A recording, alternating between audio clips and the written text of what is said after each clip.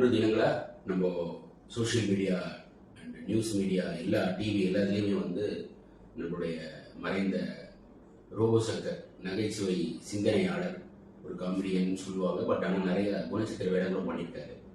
அவருடைய மரணத்துக்கு உண்டான காரணம் என்ன?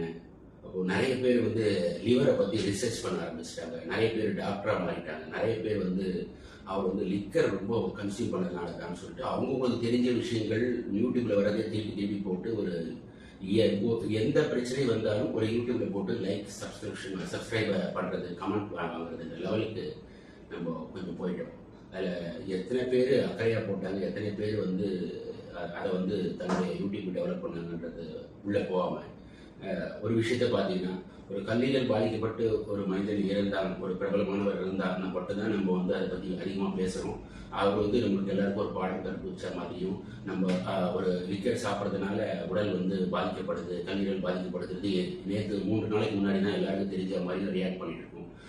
தயவுசெய்து ஒரு தனி மனிதன் வந்து எல்லா விஷயங்களையும் கடந்து தான் வாழ்க்கை நடத்திட்டு இருக்கோம். யாரெல்லாம் குடிக்க மாட்டாங்கன்னு சொல்லிட்டு முன்னாடி வந்து பேசுகிறாங்களோ அவங்க எல்லாருமே வந்து ஒரு ஒரு குடிக்காரர்களாக தான் இருந்திருக்காங்கன்றது என்னுடைய அனுபவத்தில் நான் பார்க்குறேன்.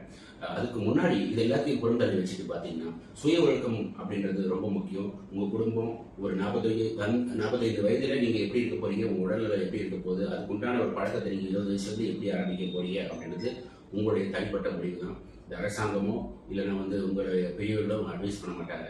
இது எல்லாத்தையும் தாண்டி குடியை ஒழிக்க முடியுமானா சத்தியமா முடியாதுங்க. இதை வந்து நான் நிறைய வீடியோவில் சொல்லியிருக்கேன். பல நாடுகளில் நடந்திருக்கிறதா நம்ம நாட்டிலே நடக்குது. ஆனால் நம்ம நாட்டில் மட்டும் அதை வந்து ஒரு கீழ்த்தரமாகவும் அதே நேரத்தில் வந்து அதுக்கு உண்டான ஒரு குவாலிட்டியான ஒரு தரமான ஒரு மதுவை வழங்காதது தான் இந்த மரணத்துக்கு காரணம்னு சொல்ல முடியும். அது மாதிரி எவங்க சாப்பிட்டுருப்பாங்கன்றது சொல்ல தெரியல. ஆனால் தமிழகத்தில் வழங்கப்படும் மது வகைகள் மிக மிக மிக ஒரு அதுக்கு உண்டான ஒரு குவாலிட்டி ஸ்டாண்டர்ட்ஸே இல்லாமல் டாஸ்மார்க்கில் விற்கப்படுறது. மதுனால வரக்கூடிய இழப்பை விட அதனுடைய தரம் தாழ்ந்த விற்பனை, அந்த அந்த பொருளுக்கு உண்டான ஒரு தரமே இல்லாத ஒரு லெவலில் இருக்குது. ஒரு ஹோட்டலில் போய் கூட செக் பண்ணுறாங்க ஃபுட் ஆஃபீஸர்ஸ், ஃபுட் இன்ஸ்பெக்டர். ஆனால் இதெல்லாம் பார்க்கறதுக்கு இங்கே வந்து எந்த ஃபுட் ஆஃபீஸர் வந்து பார்க்குறாங்கன்னு தெரியல. அங்கே வழங்கப்படக்கூடிய சைட் டிஷ்ஷோட குவாலிட்டி எப்போ செஞ்சதுன்னு யாருக்கும் தெரியாது. அதே நேரத்தில் அந்த பாட்டில் அடைக்கப்பட்டுள்ள அந்த மதுவுடைய தரத்தை யார் நிர்ணயம் செய்தார், அது எந்த அளவுக்கு பாதிக்குது தெரியுமா? இதை பற்றி பேசுறதுக்கு ஆள் இல்லை. இது மாதிரி எதிர்மறையாக பேசுகிறாங்கன்ற மாதிரி ஆயிடுது. மதுவை ஒழிக்க முடியாது, ஆனால் மதுவுக்கு உண்டான தரத்தை யார் நிர்ணயிக்கிறார்? அதுக்கு சரியான தரத்தில் தான் வருதுன்றது நீங்கள் எல்லாம் லேபில் போட்டு லேபிள் விடுறீங்க. அது கடைசியில் அவங்க டம்ளரில் போய் சேர்ற வரைக்கும் அது தரமாக இருக்குதா அப்படின்றத யார் நிர்ணயிக்கிறார்? இதை கொஞ்சம் அரசாங்கம் பார்த்து இந்த தரத்தை உயர்த்தி மக்களை காக்க வேண்டிய ஒரு கடமை நம்மளுக்கு இருக்கு. ஏன்னா நம்ம மூட முடியல, டாஸ்மார்க்கை மூட முடியாது. யாராவது தரமான மதுவை தர, நல்ல பார் தரன்னு சொன்னீங்கன்னா இன்னைக்கு கூட அரசியல்வாதிகள் அவ்வளோதான் வெட்டி பெறுவாங்க. அந்த லெவலில் தான் இருக்குது. ஸோ மதுவினால் வரக்கூடிய இழப்புகளை விட சரியான மது வழங்கப்படாததும், சரியான ஒரு என்வாயர்மெண்ட்ல ஃபுட்டு கொடுக்காததும் இது மாதிரி மது குடிப்பவர்களுக்கு மிகப்பெரிய இழப்பை ஏற்படுத்துது.